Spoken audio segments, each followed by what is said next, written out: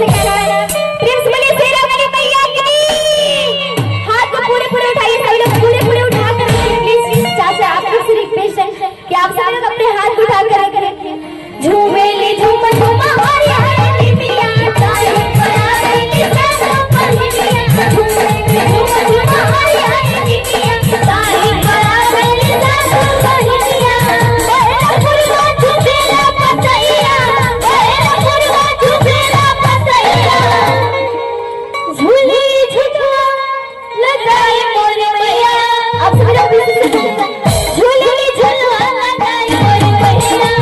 हमारे साथ वाली झूमेली झूम झूम हरी हरी मिया ताई बराबरी सब पर मिया। मेरा पुरवा झूमेला पतैया, मेरा पुरवा झूमेला पतैया। झूली झुलवा लगाई मोर मैया, झूली झुलवा लगाई मोर मैया, झूली झुलवा लगाई मोर मैया।